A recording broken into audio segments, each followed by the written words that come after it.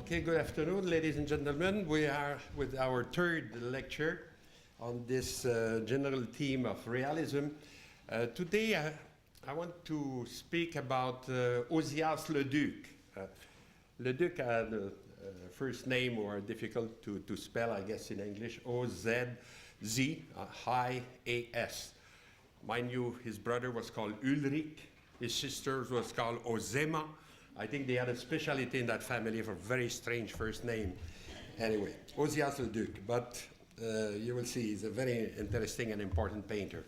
And I will deal only with his still life.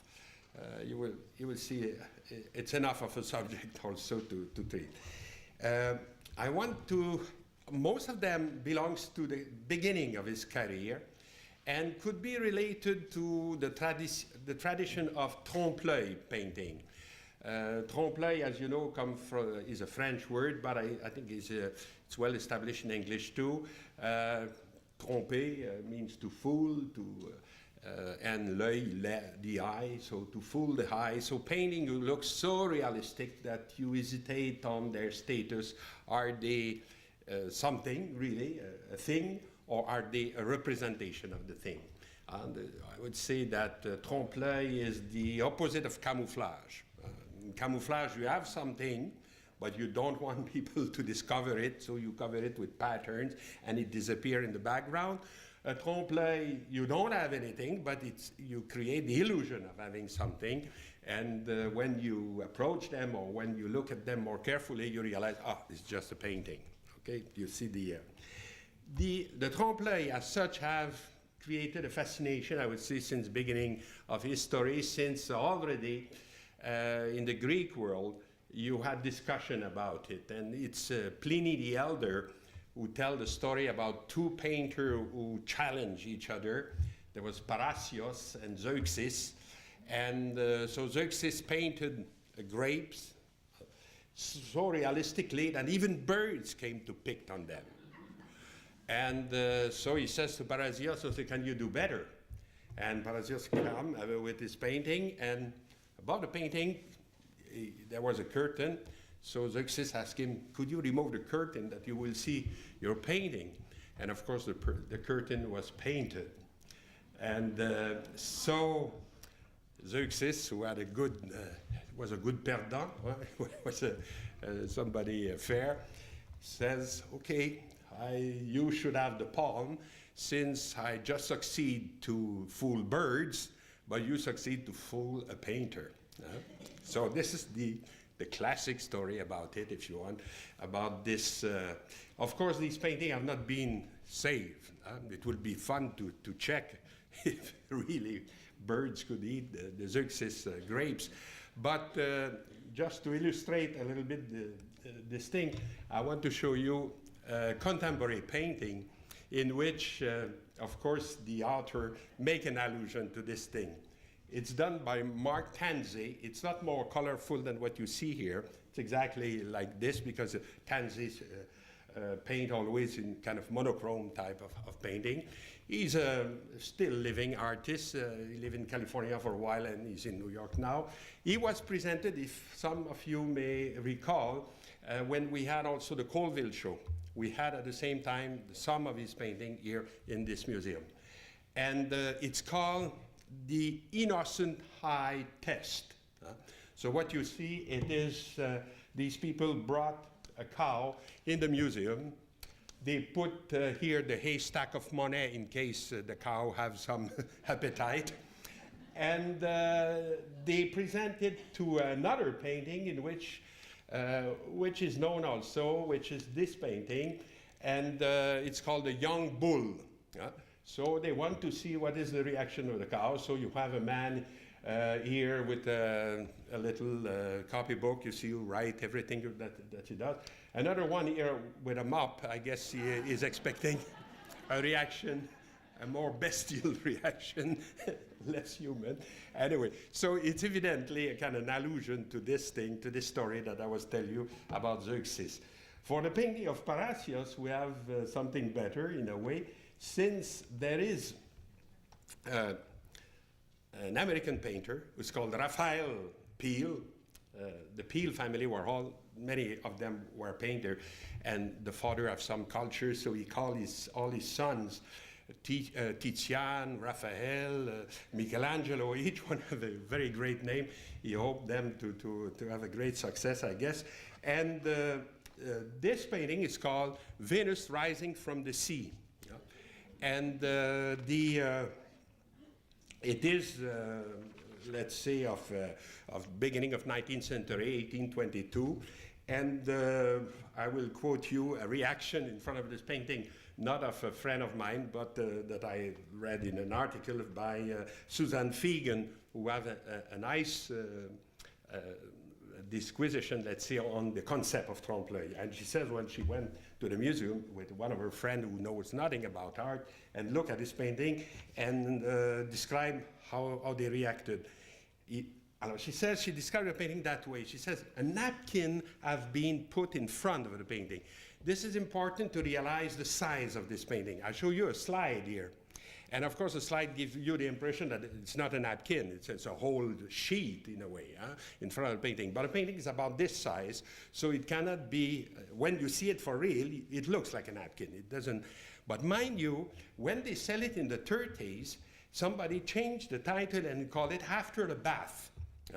And then, of course, if you call it After the Bath, this looked rather like a shower curtain, I would say, than a napkin. But when you see the painting, this interpretation of a napkin in front of it makes sense.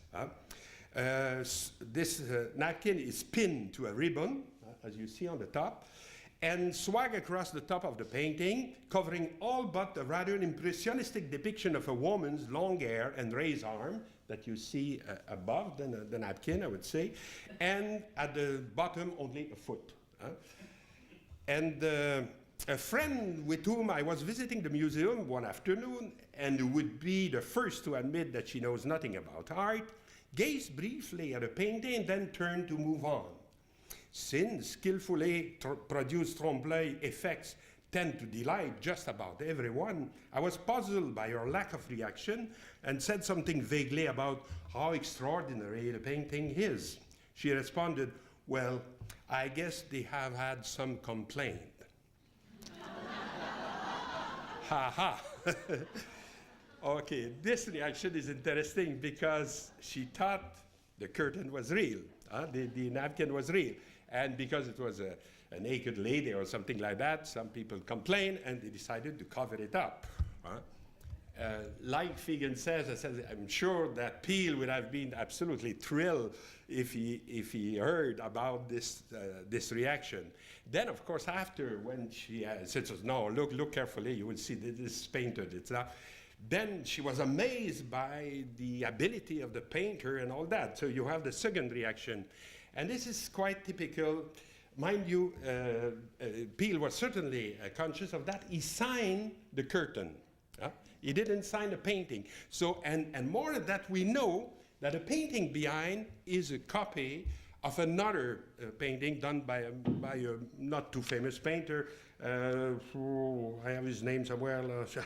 Monsieur James Barry, who painted the exact subject. So as if really Peel take the responsibility only of the curtain.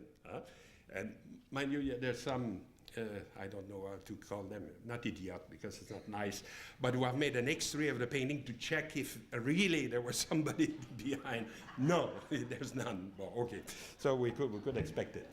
Anyway, what is important to notice here, it is the way these type of picture function. They function in two manners, I would say. As a trompe-l'œil, they function as if what you see is reality. And they don't give you other interpretation possible.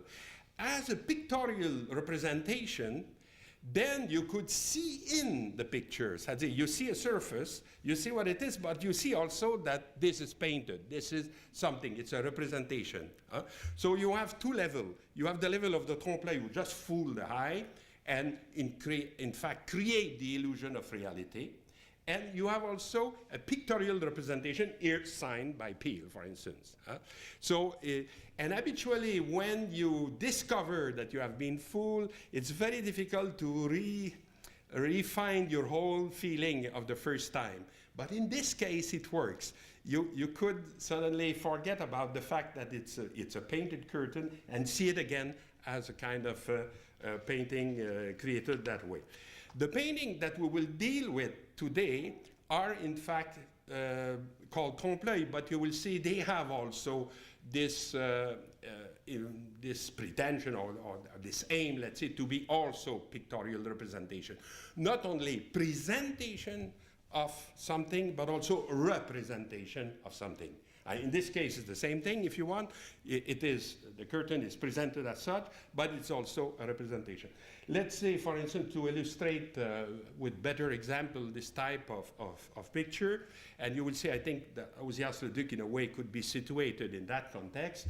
That's why I want to introduce this painting before and then to deal with my main subject. But let's say William Harnett, another American painter of the 19th century. This was done later than the previous one, 1886. So toward the end of the 19th century. It's called All Violin, of course, since the subject. And it's perfectly painted, if you want, in terms that if you go quite close to the detail even, say if you look at the envelope in the bottom, the stamps, all the details are there. Even that's the way for Harnett to introduce his own signature in the painting. He does it very cleverly. And then even these little things here that you see on the left, this is it here. And what is amazing, when you look at it, even with a magnifying glass, you realize there's nothing written there. You cannot read this. It's just a kind of an imitation of letters, as if it was real, but it is really, when you examine a painting very close by, that you have this, that you realize that you have been fooled. Otherwise, seen at regular distance, let's say, it looks we have, for instance, a newspaper of the time, when it was presented in Cincinnati in 1886, some newspaper cut, let's say, and I can read you, give you the reaction of people at the time, but I guess it could be a reaction of today. He says, a painting has been added to the art gallery, which has created a furore. An old gentleman stood and gazed at it last night through his spectacles and finally said, by Jove, I would like to play on that violin. Enthusiastically judging that many a touching melody had been wafted from its well-resined strings. Okay. This is typical of the reaction to a trompe-l'œil, where he says, I want to play on that violin, meaning that he doesn't see it as a representation of a violin, he sees it as if the violin itself was there. Okay, this is the first level of the painting, a trompe-l'œil. But it's also something else, because we have, for instance, you have art historians who have tried to identify what is the music here presented there, and in fact, they are a libretto, let's say, of a piece who are rather nostalgic and rather sad. So the old violin also have this dimension. And when you begin to interpret it in that sense, then you are not dealing anymore with the trompe-l'œil things. You are dealing with a pictorial representation, let's say, of even an idea, something that you cannot check with your eyes. For instance, that nostalgia of the time past, or whatever the theme that he wanted to suggest, let's say, with the music is there.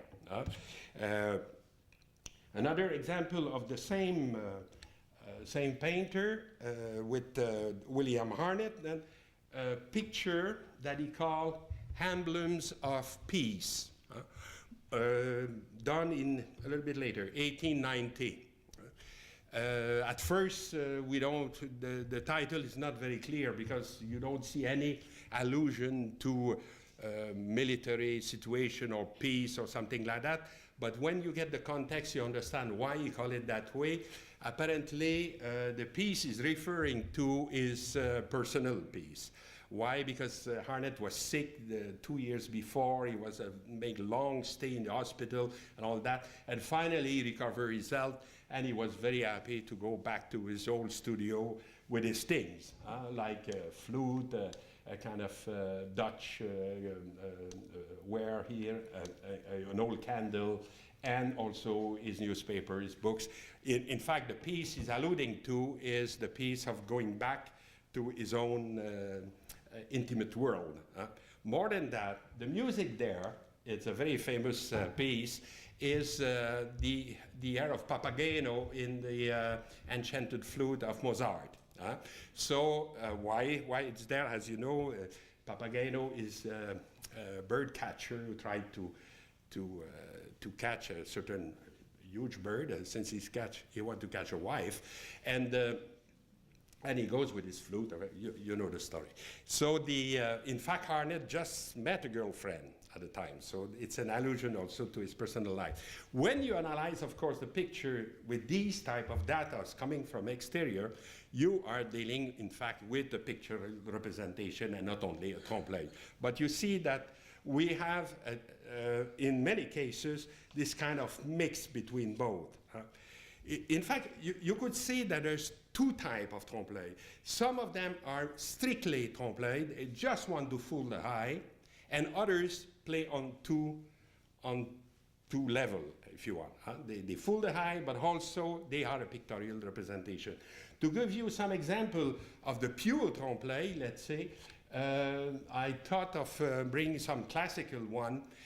This is the ceiling of the stanza della signatura. Due to a meeting with colleagues, because really I don't know much about these things, I was told this is the room where the Pope, it is in the Vatican, the stanza della signatura, it is the room where the Pope was holding the court. And this where, of course, where he was eventually signing documents, let's say even legal documents or whatever type of documents he needed to sign. So stanza della signatura means the room, or let's say the hall even. It's different from a camera. Camera is more intimate type of room, for a bedroom. You will not call a bedroom a stanza. Stanza is rather imposing a little bit. And signatura means signing, where the Pope signs documents. And this is the ceiling painted by Raffaello. And you see in the middle, okay, you have the symbol of the Pope arms who are there. And then you have 4 medallions here who represent different, I would say, area of knowledge. Like, for instance, you will have justice here. You see the lady with a kind of sword. So it could be the justice.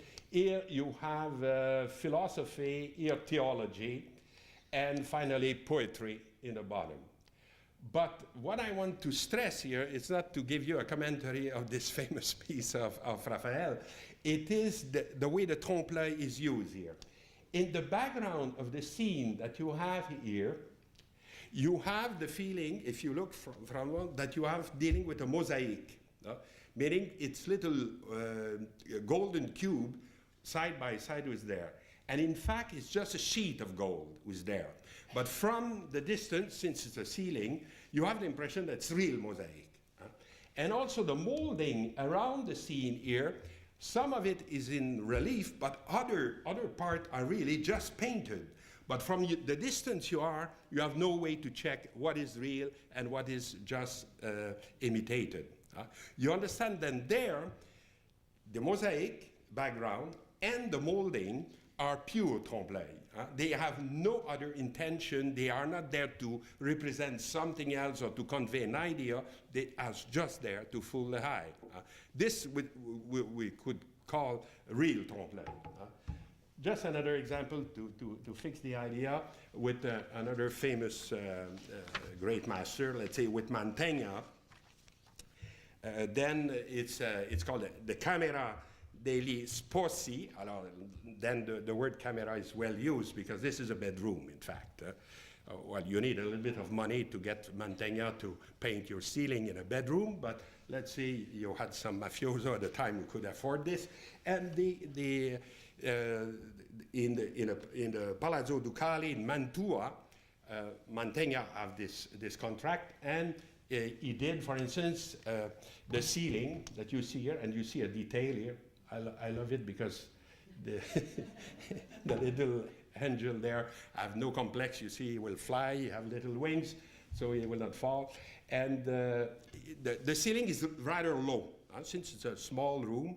And the challenge of Mantegna probably was to create an impression that it was very high.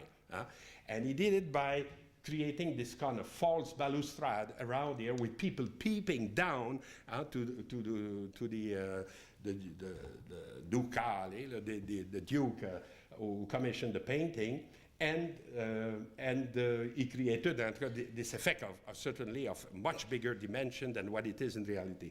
But where the trompe-l'œil worked, if you go a little bit lower in the same room, you will see in the pendentif, oh boy, how do you call that? I mean, say, when you have a vault, and you have parts like this who make the transition between the vault and the walls.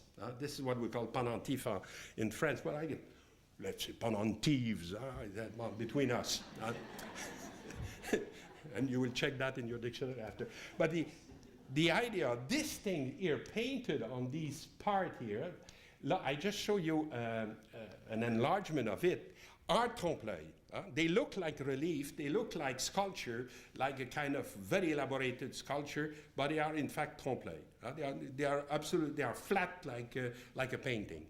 This is the real trompe-l'œil. This is the trompe-l'œil that just fool the eyes. And you could say, we could use maybe 4 criteria to determine what is what distinguish one from the other. The first one, trompe-l'œil works only to be seen and not to be seen in. This is very typical of our attitude toward a real painting, let's say toward a representation. We see that it's a canvas, but we see also the subject matter. We see in the picture. And this is a distinction that was brought by Richard Wallheim, one of the great aestheticians of today, and I think he's perfectly right on this. It's true that it's almost impossible to fool somebody in a museum with whatever trompe-l'œil painting that you could imagine, because we do always the distinction between two. We see a surface, and we see in the surface what is represented there. But with a real trompe-l'œil, you cannot see in anything, since there is anything in. You just see what you see. Okay, first criterion. Second criterion, which is important also, it is that the skill to make a trompe-l'œil and to make a real painting is very different. For a good artist of trompe-l'œil is somebody who's good in imitation. And you cannot make that an absolute criterion for a painting. Let's say that we have to be good in the illusion of reality. A painting could be anything but an illusion of reality and could not be just that. But for a good trompe-l'œil, of course, this is it. If you don't have this, you don't have it. Third, it is that you don't need somebody too sophisticated to appreciate trompe-l'œil. Anybody likes it. You don't need any special preparation to be fooled by a trompe-l'œil. You just, fantastic. And habitually, it's, I understand that Washington is making recently, or I don't know if it's finished, it's not yet finished, a huge exhibition on trompe-l'œil. You can be sure that was a blockbuster. Everybody wants to see that. It was fun to do and everything. So I'm sure of that. You don't need special preparation to see a trompe-l'œil. To see a painting, well, that's why you come to the museum to hear me. You need a little bit more, let's say, of explanation and things like that, okay? And finally, fourth criterion, the point of view or the approach you make at trompe-l'œil have no relevance about your reaction toward it. Not much more than, let's say, when you look at something, a chair, a table. If you are on the left, if you are on the right, you see the table. It doesn't change anything. And this is very typical of a trompe-l'œil approach, so much that some aesthetician and some, let's say, philosopher who have reflected that I've decided maybe we should separate trompe-l'œil completely from the realm of painting. And Wallheim, that I was quoting before, make a strong point on this. He wants us to put together, let's say, a painting, and he used a Barnett Newman painting, so I thought, okay, we have a Barnett Newman here in Canada who have made a lot of noise already. It is A Voice of Fire. Maybe some of you have seen it at the National Gallery in Ottawa. And it's very liked by politicians. They are very interested in that painting. They speak of it in the House of Commons. To say, of course, that we pay too much for it. Anyway, and on the other side of the screen, I show you one of typical trompe-l'œil, let's say. This one is by John Frederick Peto, who is, again, an American artist of the 19th century. This one was done in 1894, and it's called Letter Rack. A letter rack, it's a thing that we don't use, at least to my knowledge, anymore. But it was a very convenient way to classify the, let's say, letters and things like that. Here, apparently, it's a little bit abandoned. And, okay, why we want even to exclude this type of work from painting itself, let's say, it is, in a way, because a real painting will attract the attention on its surface. And on what it represents eventually. Certain modern painting, let's say like the Barnett Newman, could be seen as only attracting on the surface, on the picture surface as such, as a kind of bidimensional statement. And a trompe-l'œil, in the contrary, even if it treats, like here, very shallow space, will make everything to make you forget about the surface, and will instead will fool the eye in so much that instead of looking at the surface of a painting, you will look at letters or a real door or ribbon or whatever is represented there. I read to you what Wallheim says about that. I think it's clear. It is worth noting, he says, that if there are certain abstract paintings that are non-representational for the reason that they do not call for awareness of depth, there is also paintings that are non-representational for the complementary reason, or because they do not invoke, indeed they repel attention to the marked surface. And this is, of course, the trompe-l'œil, who repel the attention to the marked surface, will not attract your attention to this aspect of the picture. And he says trompe-l'œil is surely in this category. They incite our awareness of depth, but do so in a way designed to baffle our attention to the marks upon the surface. And this is also the reason why, for instance, one of the tests of the trompe-l'œil, it is the possibility to change its orientation.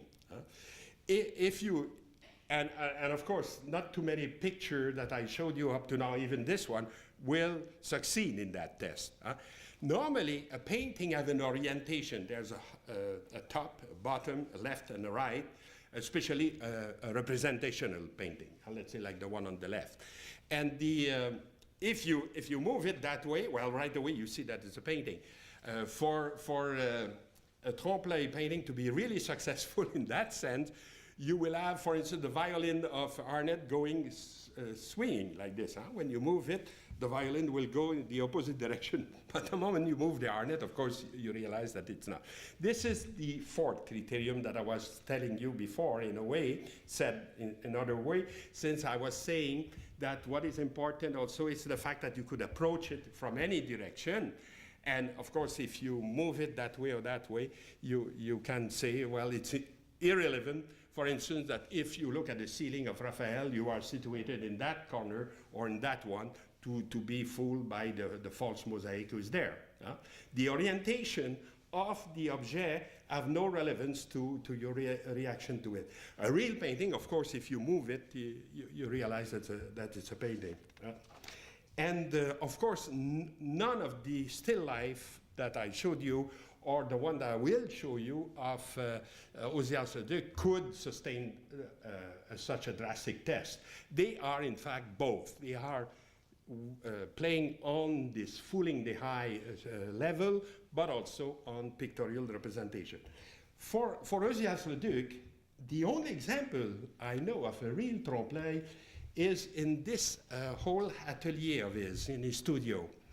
And it was, I learned of it from Borduas. That, you know that Borduas was a student at the beginning of his life, and he tells the story that Monsieur Leduc, in his studio in Saint-Hilaire, near Montreal, near the Mont Saint-Hilaire mountain, studio, by the way, who doesn't exist anymore.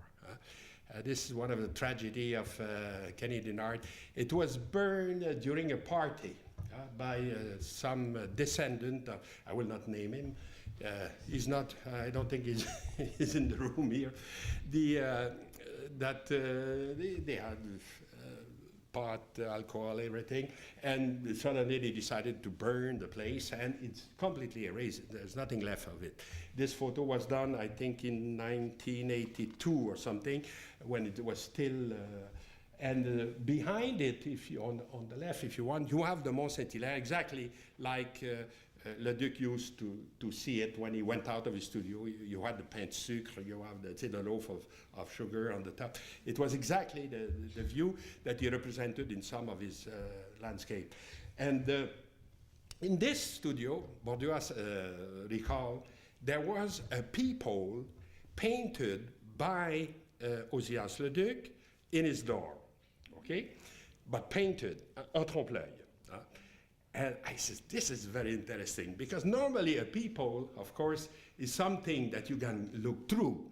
But if you paint it, you will not look at anything. You will look just at yourself, at the door.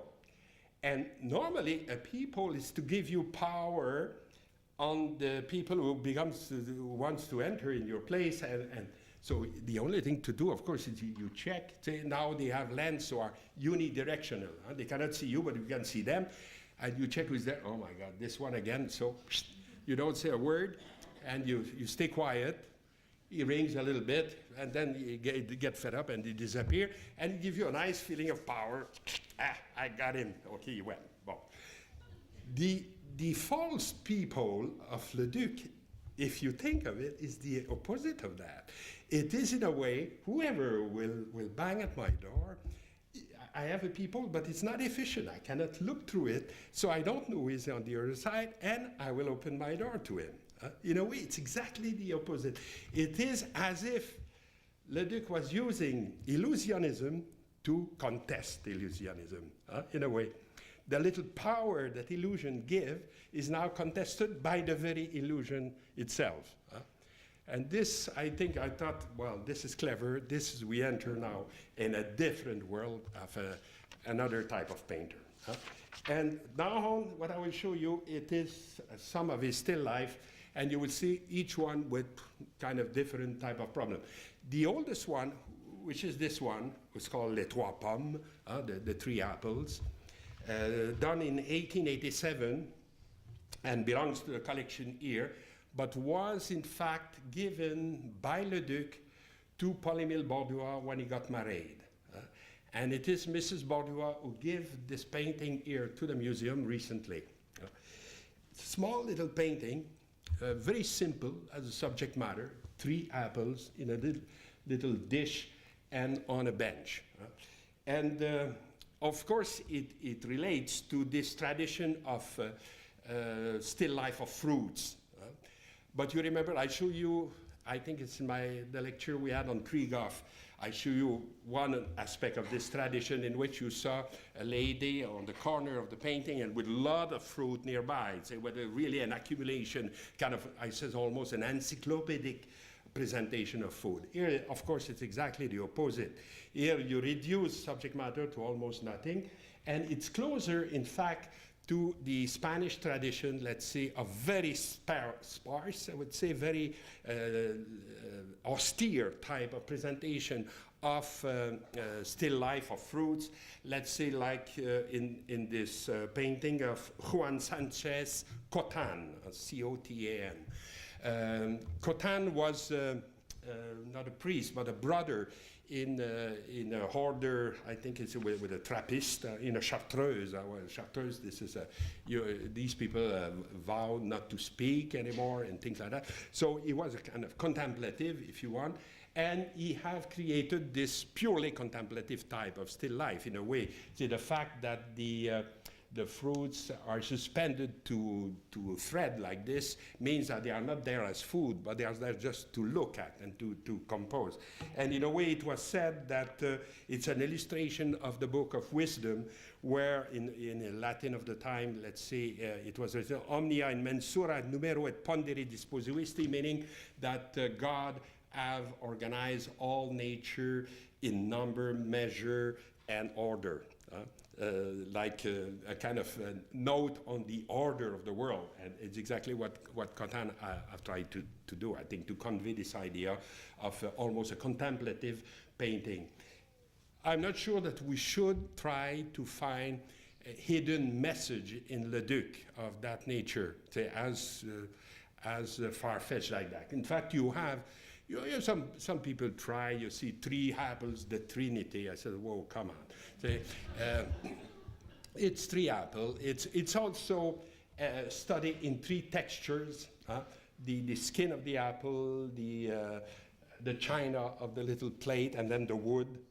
And it's also related to his milieu, to his life.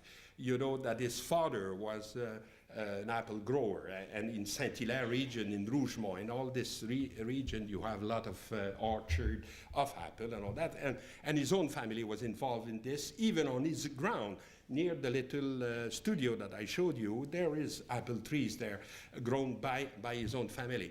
So for him, this is a way to convey, let's say, reality of every day, the one with whom he is familiar, and this is very typical of the first still life of Leduc, that they are very close to, I would say, his immediate surrounding.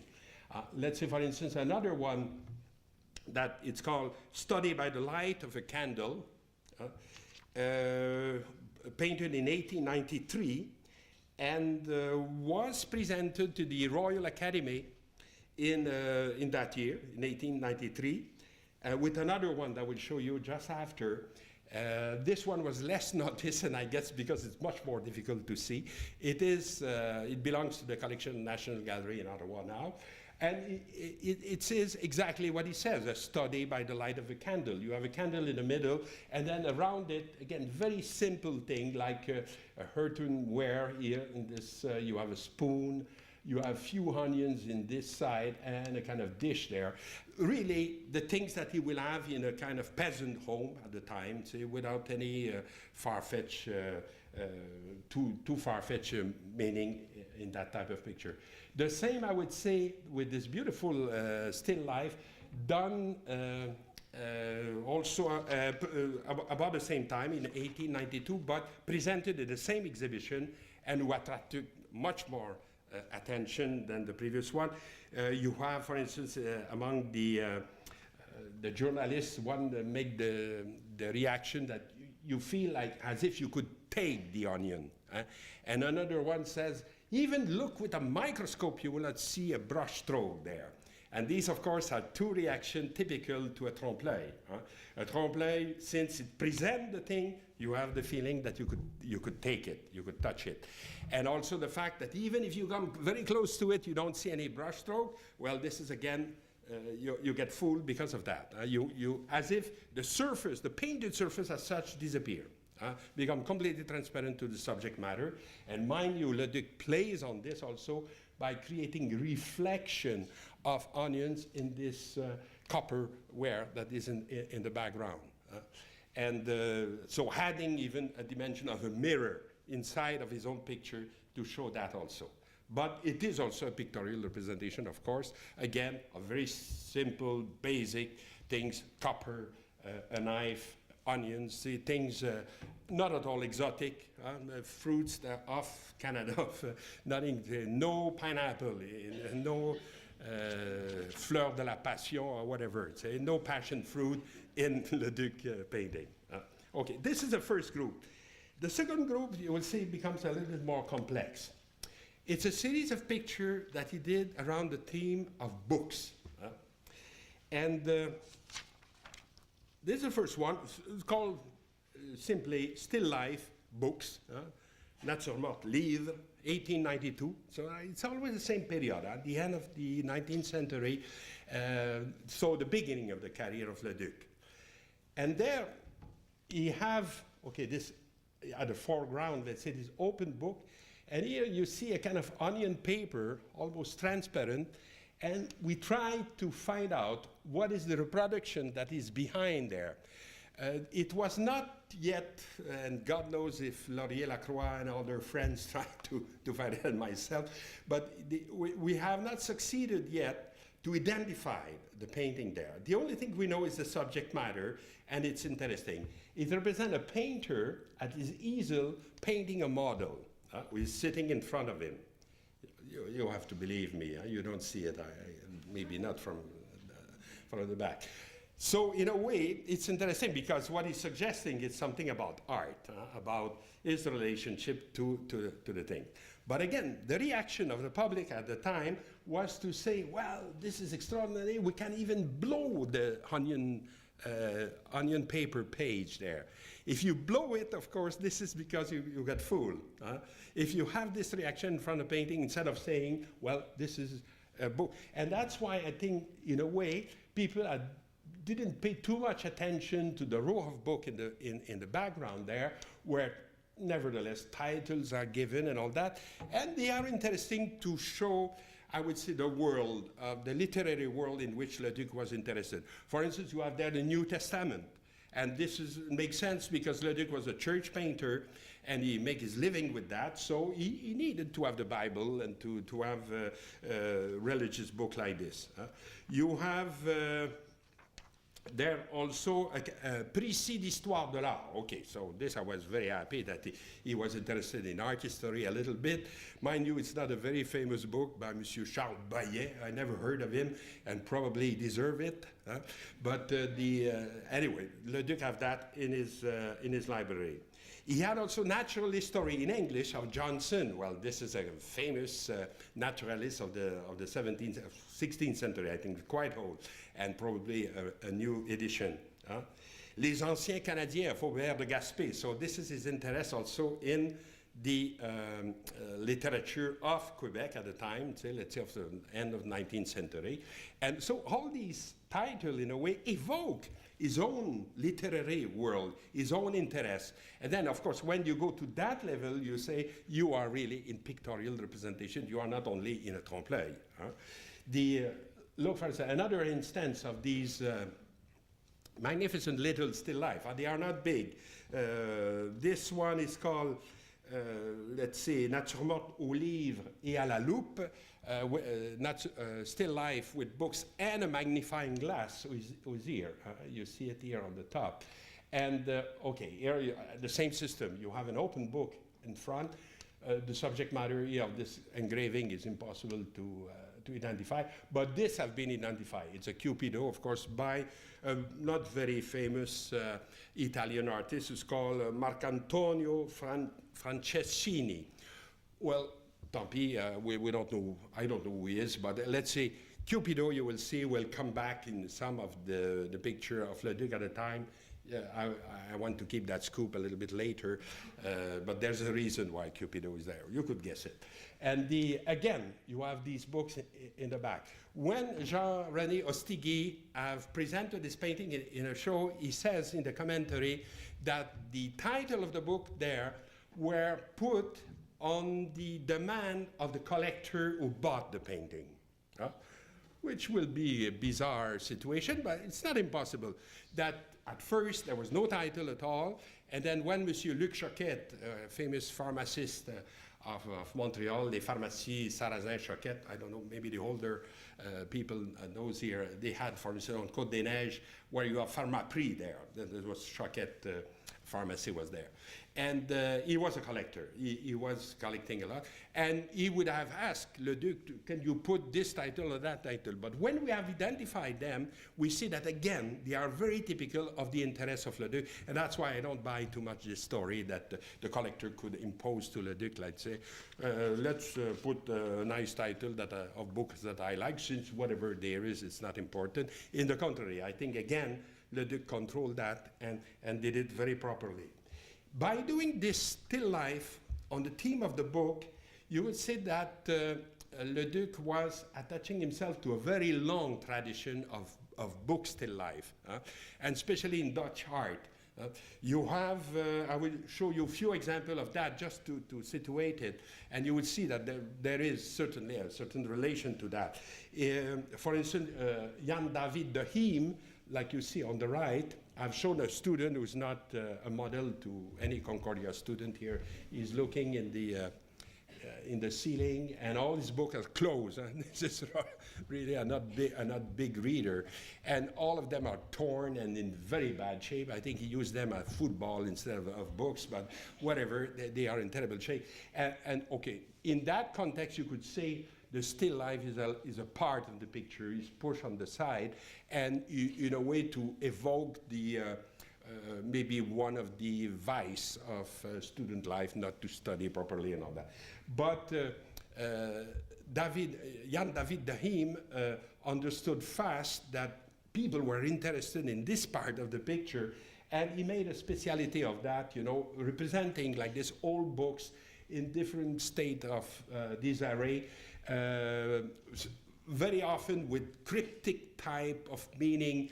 You have to know a lot about the poet of the time and all the literary fights that they have to understand all the allusion that are embedded in those paintings. But again, it is a way to represent, let's say, also the vanity of knowledge, that all these books are old, are torn, and eventually evoke old quarrels between authors and things.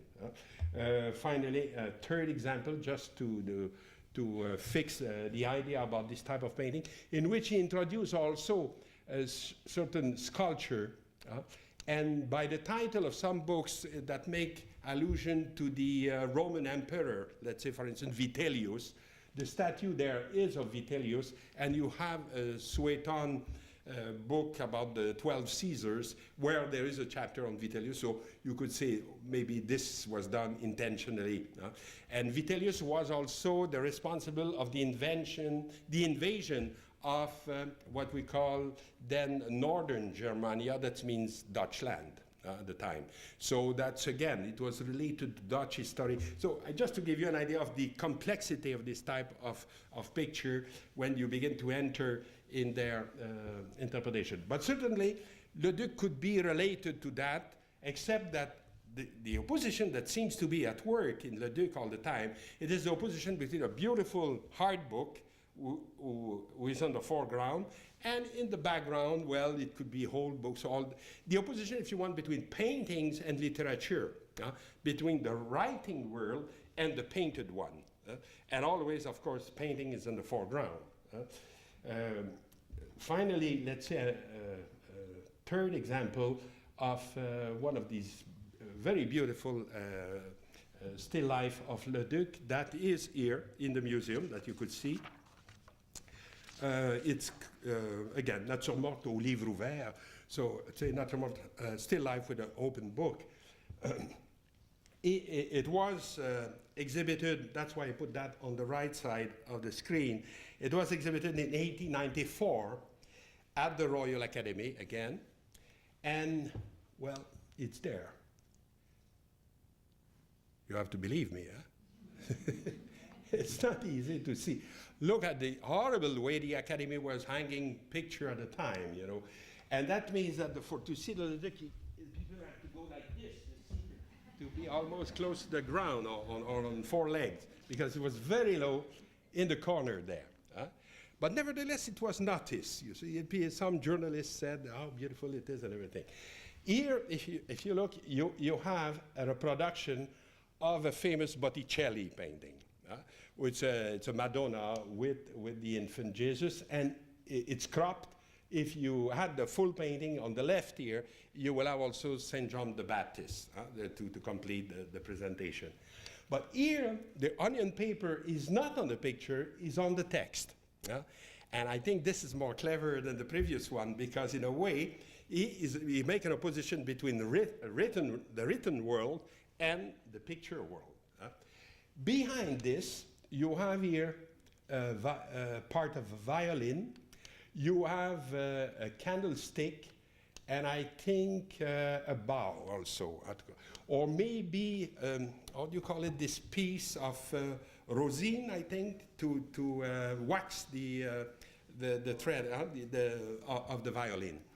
And all this, of course, allude to music, and with a candlestick, of course, to time. And again, the opposition, it is the perennity of picture, who doesn't move, and the pass away aspect of music, as if music could pass more often. Behind this, you have a pile of old books who are impossible to decipher. And in the background, finally, a copy of a Rubens painting.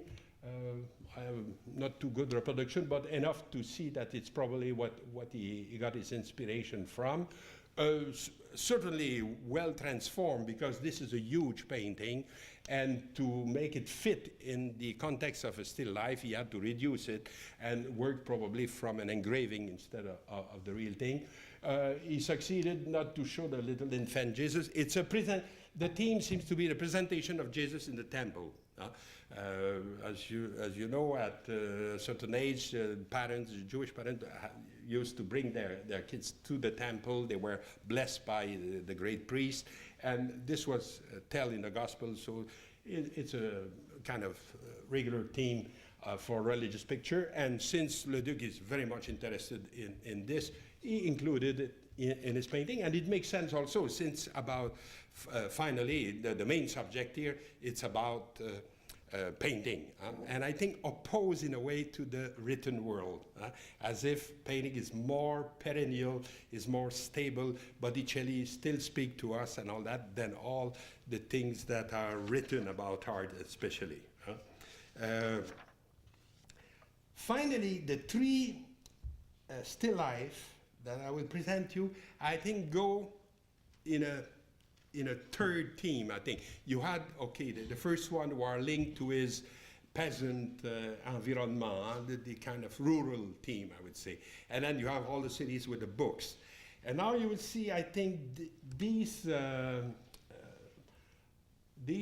paintings are dealing rather with painting itself, are more reflexive, but it's not evident at first sight. This one is called Naturellement aux 3 sous. Natural with 3 pennies, like you see here. And it shows a group of letters there. Again, a Cupido, like before, except that he's now not by an Italian artist, but by a German one, who's called Anton Meng. Again, a 19th century artist, not very important. And on the shelves there, you have some instruments, you see that appear, like here an ink pot with a pen, and here a kind of measuring instrument, probably even some chalk, and on the shelves there's some bottles of probably linseed oil or turpentine, things that an artist would need to paint. Unfortunately, in this reproduction, it's hard to see. It's impossible to see. In fact, on the wall there, you have also a picture of his who is representing the Assumption of the Virgin. So it's a complex type of presentation. It's not at all evident of what it is. The first thing that I thought when I saw that, because of the 3 pennies there, I remember that in the still life tradition, you had this, as practice in the United States, you have a lot of people who are very interested to fool the eyes with money, with representation of money. Because what is more tempting, of course, than to have a $1,000 bill painted on the wall, you'd see, and nobody looks at you, and you check, say if it's real, and you go with it. And of course, 3 pennies will not make a big thief, but let's say, I thought, this is probably one of the possible sources of that. Say, for instance, in this painting here of an American painter, I think it's again, no, it's John Haberly. I have not mentioned it yet. John Haberly. It's called a bachelor drawer, and indeed you will find it's look like a drawer with a lot of knickknacks that a bachelor will keep. But you have here, of course, a $50 bill perfectly represented that could be tempting to grasp instead of just looking at. So you could say maybe there is a kind of connection there. It's the same idea of fooling the eye by one of the very desirable matter with money. But certainly the Ozias Leduc have other level.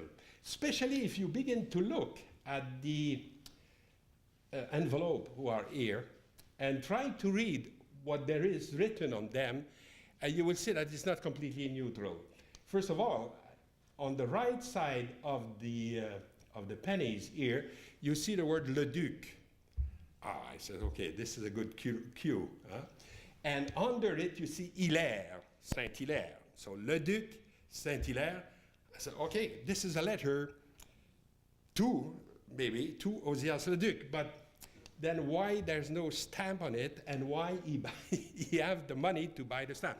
You see, this was a beautiful time when stamps were costing 3 cents and 2 cents, and you could send them all over the world. And this is marvelous, but the more marvelous thing is that they were arriving the day after.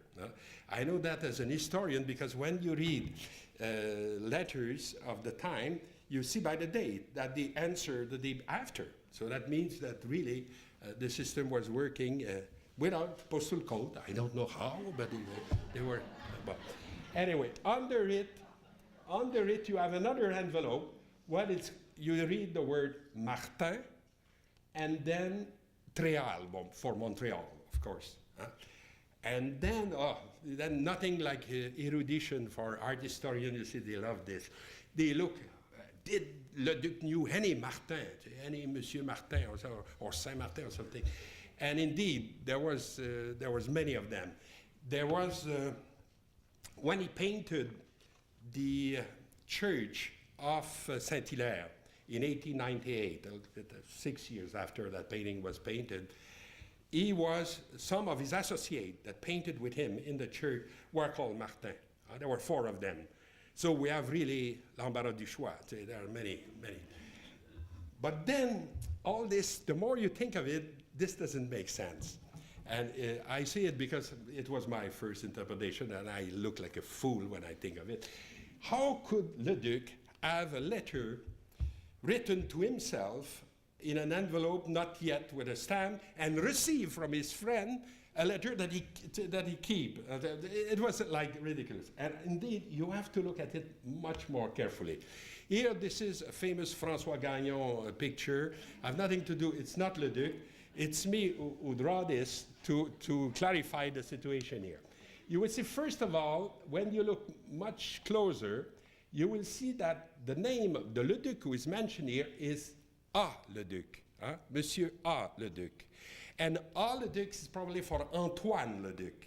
And Antoine Leduc is the father of Ozias Leduc, okay? That makes sense. It is the letter that he wants to write to his father, but he have not yet sent it, he have not paid the stamp yet, so he put it on the top of the pile here. Under it, if you look carefully where the Martin appears, it is in fact too low to be the signature or to be the name of somebody. It's rather the address who's there.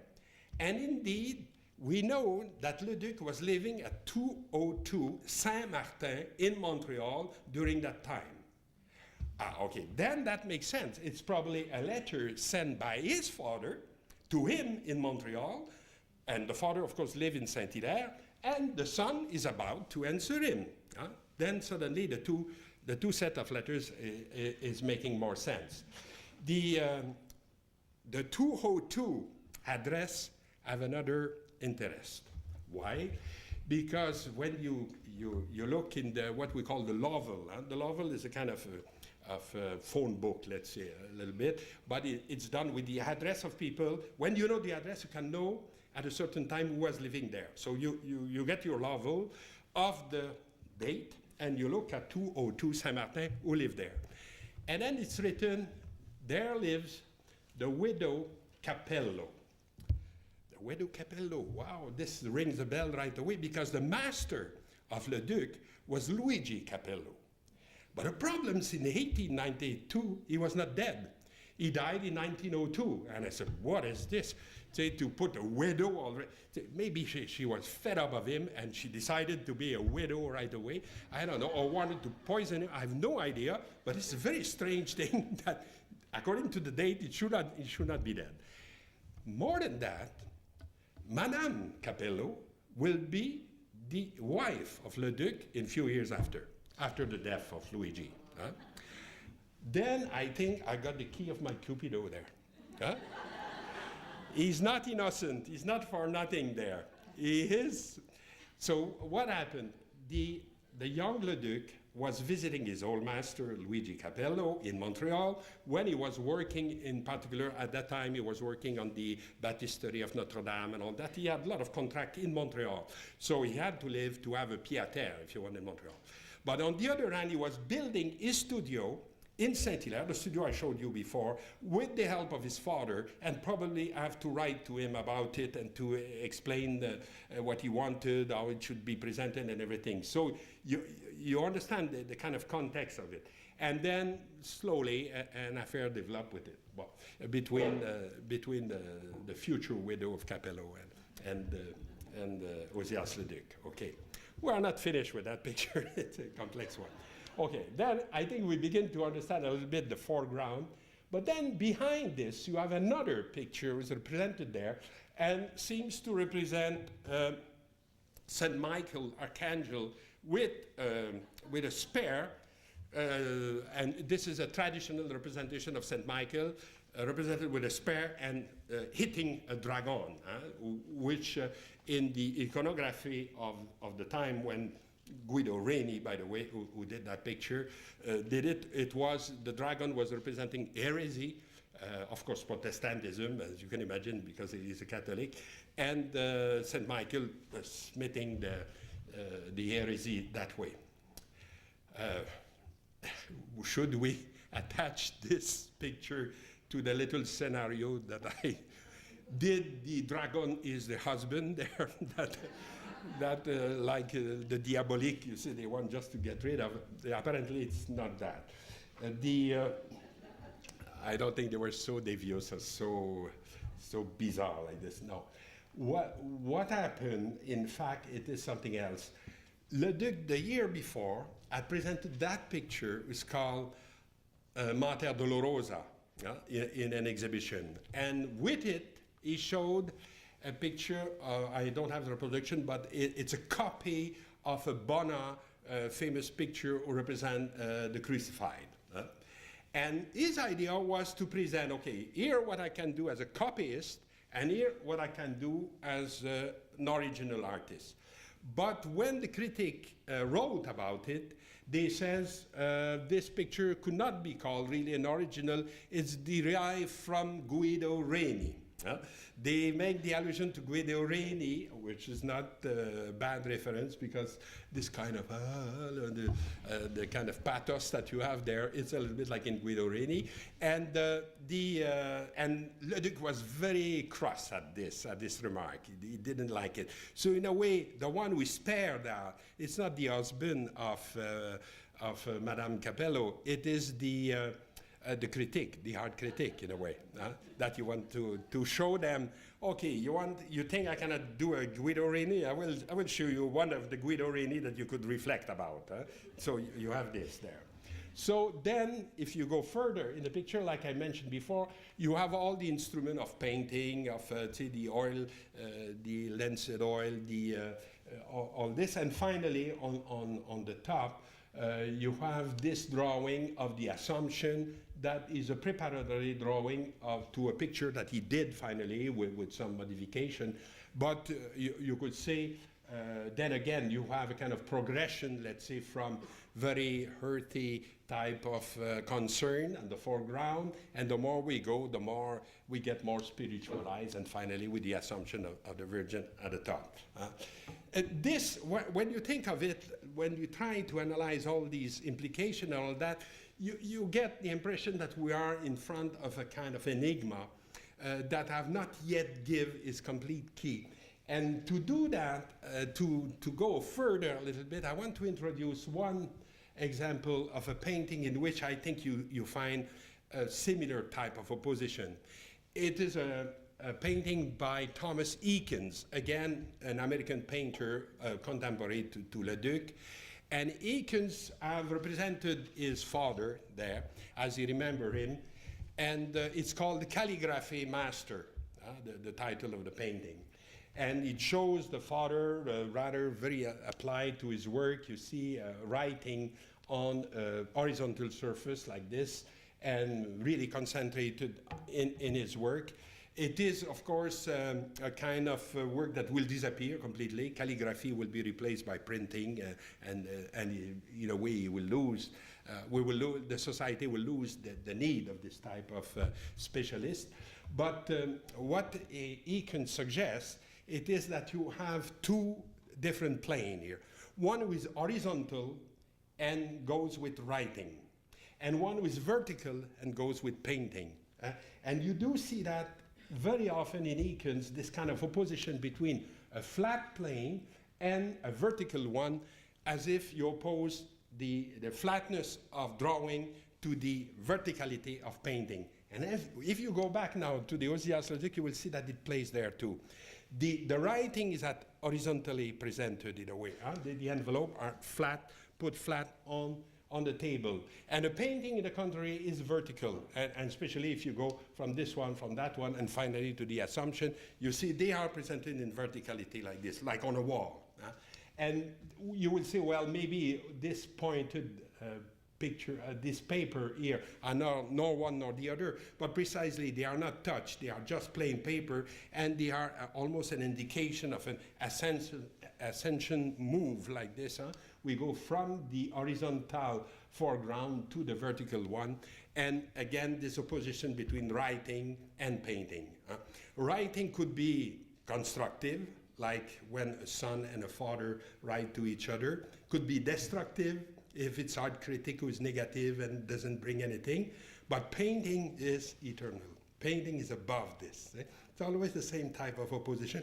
And I would suggest that this type of still life, like this one and others, the two others that I want to show you, are in fact almost the ars poetica, the ars pictura of Leduc. It's a reflection on his own craft, on his own métier, on his own painting. The other very famous one who deal with the same type of subject matter is called La Phrénologie. You have the title in the painting, I would say. You have this kind of skull, who is bizarre here, who looks very cold, and written on it, phrenology. You know what it was? Phrenology was what we call today a kind of pseudo-science, because the inventor of it, Mr. Gall, was a German doctor of the end of the 18th century, thought that you could predict the character of individual by touching their skull. I don't know if you have this expression in English. We say in French, la bosse des mathématiques. The bomb of mathematics. Everybody wants to have it, whether you are at school. After, you don't need it much. But this kind of and of course, this was false, but it was a big craze. Mothers bring their kids to the phrenologist to check what is his future, things like that. He was on something interesting. He was on this idea of the locus in the brain. We will finally find out that there is a relation with certain aspect of characters and all that, but not on the skull, in the brain. Anyway, so phrenology, first thing. Then, if you try to describe the picture, you will see in the foreground, you see here instrument of drawings, and here on the other side, the instrument of painting more. Since you have brushes, you have tubes, and you have a glass of water in which you could say, well, maybe to keep the brushes wet. And more than that, when you see the real painting, he have here a little effect of like a prism, and you see like a little rainbow of color. So you have the physical color, let's say in the tube, and also you have the optical color suggested like this. So in the foreground, he shows the instrument of a painter. In the middle here, you have an engraving, probably maybe Corot or something like that. It's difficult to know exactly what it is, but some engraving there. And finally, in the background, you have another painting. And this painting had given a lot of trouble also to art history because we didn't know exactly who it was. It seems that's a painting that Leduc appreciated, since you find it again in another picture, like here, you see.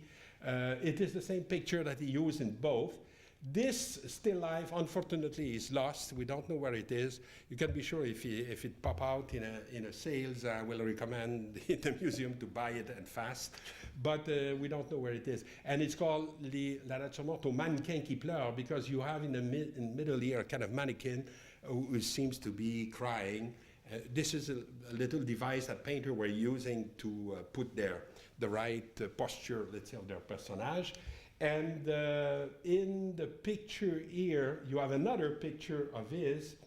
Just show you fast to, which is this one, Erato, la muse dans la forêt, the forest. Là. And so it's a kind of very complex type of picture. Again, it would be interesting to have it if ever. But in the background, again, this picture. You see it finally in a photo taken in a studio of Leduc. This is him here, playing a checker with a friend. And if you look here on the left, you will see the same picture again there. Okay, there's a genius who find what it was. It's Monsieur Michael Pantazzi, who is working at the National Gallery, who is an incredible guy. This is when you have a problem like that, you go to Michael and you ask, please, can you find that? Yes, I will try. And then the day after he called you, he got it. Oh. And Pantazzi discovered that it was done by a man called William Frost. This doesn't give you us much. And then the title is Sabrina. What is Sabrina? Sabrina is the Latin name of the Severn, one of the famous river of England, let's say, who have 8 affluents. And so what Frost did, it was a kind of symbolic representation of the Severn, like a nice lady with 8 attendants around her. And so probably Leduc was interested in that. And if you go back now to the picture, you will see really the 3 levels. Art is first a craft, and that's why he shows these instruments here on the foreground. Art is also science in a way, because the phrenology is basically a system to discover spiritual meaning through physical thing. This is a good definition of a painting by Leduc, by the way. Something physical that has spiritual meaning, like phrenology. And also, it is standing, the bust here is standing on a book where we can read the word atomy for probably anatomy. So this is a more scientific aspect of painting. And finally, art is inspiration. Art is the possibility of evoking through symbolism, let's say, hidden content, like in the picture of Frost. So Leduc like Trinity like that. Things goes by 3. And again, you could say a second painting was about painting, was about his own craft, about his own. And the third one that we have recently acquired at the museum also is this one. It was done by Leduc after a trip in France where he went to document himself before starting the big project of the illustration of the church decoration of Saint-Hilaire, of his own parish, if you want. And he came back with it, and that's why some of the drawings shown here in the foreground are related to this project. We could more or less associate them to, for instance, even the skull of a man who is represented here seems to be the representative of St. Matthew in one of the paintings of Saint-Hilaire. So all the foreground could be explained that way. Then you have a very strange device here who have been interpreted different way. People have seen a mirror there. I've seen a kind of maybe just a frame with a glass inside, and some people have suggested a magnifying glass. It's difficult to decide. I think maybe it's just a frame with a kind of circular or bomb. Comment est-ce qu'on dit bombé? What? Not flat, kind of with a certain concave, it's a certain convexity, let's say, and with in the middle here, with a lot of reflection, of course. And in the background, you get again this mannequin that I was mentioning before, except here, he looks like an orator, you see, making a big speech. His feet are oriented in the wrong directions, which make it a little bit funny. And in the back, you have a painting done by Capello, Luigi Capello, given to Leduc after this little sculpture, who represent Voltaire agonisant. Voltaire, you know who he is, the famous writer of the 18th century, agonisant on his deathbed. And not a very pleasant subject, but anyway, this is what Capello gave to his pupil, and he put it there. But then the mystery starts. If you look in this circular thing here, you will see here the very picture that you are looking at. As if Leduc was trying to make even a reflection in his own painting about the painting he's painting on. Almost an impossible thing physically, if you want, but very possible for a painter like him, since it's just a question of deciding, inverting the image, of course, because it's a reflection, and then including even another reflection in it. Why not, if you have at it, in which probably a painting with behind his back was shown in this and represent an angelus. That means at 12 the bells ring and people pray a little bit. You have seen maybe the Millet famous angelus like this, and so he made that a kind of little landscape. It's in the reflection, but it's a way for Leduc in a way to be in his own painting. To suggest also the presence of the painter inside of the painting. And it's maybe, but it's very discreetly done, because the only way, he's not showing himself in a painting. Like some example that you will find in the past, for instance, these type of very complex still life done by Dutch artists, or this one in fact is Swedish, it's Johan Klopper. And, okay, he represents, you see, for instance, when you have a palette like this, this is almost an allusion to painting, to art, and also a painting in a painting. But what is strange here is this kind of balloon who's floating there, which is reflecting the scene, but reflecting eventually the painter itself doing the painting. This was the device. Let's say, you would say another example of that. Here, you have a big sphere, in which, if I show you a detail, you will see the painter, his canvas, and more or less the same object that we see, but reverse. So in this type of picture, the painter itself was, in a way, alluding to himself. You make a mirror image of him doing the picture. You know also, of course, the famous Van Eyck picture, the Arnolfi, where you see Van Eyck himself painting the couple and all that. But in the traditional still life, you do have that too, like this. And I think in a way, Leduc did the same, but in a more discreet way. He just put his own painting in the painting at a moment when physically he could not do it. He could. Gemaker, who wrote about Harlan Gemaker, who is a very clever young art historian, I've written about that and tried to imagine a complex system of mirror to explain the picture, that he could see something from his back and something from the side and all that inside. But I don't think we need that. I think just with his own imagination and his own creative power, Leduc could create this effect and establish that. And then you see these three last pictures, these three still life, while the more complex of them all are in a way, like I suggested before, say a ars poetica, a kind of a reflection on his own skill, on his own. And what is so interesting in Leduc, even if at first sight you say, okay, this is in the trompe-l'œil tradition, you could say, like his little people that I was mentioning at the beginning, they are in fact questioning the trompe-l'œil tradition, because they are always much more interesting and much more profound than say, here what you see is not what you get. It's much more like that. Okay, thank you.